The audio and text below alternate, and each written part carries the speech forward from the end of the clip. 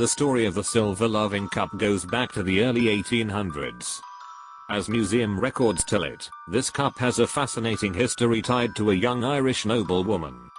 She fell in love with a man from a lower social class, which didn't sit well with her family.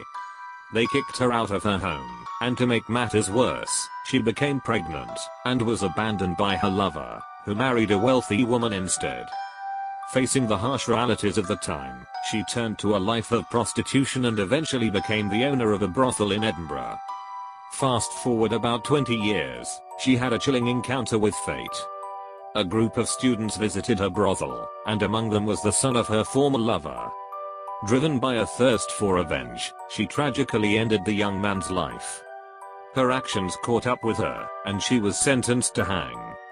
Her body was given for medical research, and strangely enough, her skull was used to create a silver loving cup.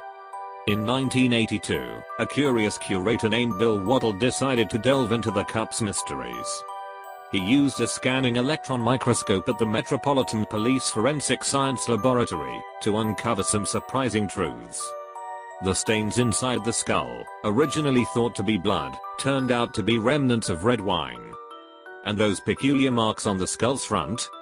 They were more in line with the indentations from a forceful blow, rather than what was previously believed, whether that was a surgeon's saw or the result of her own gruesome actions.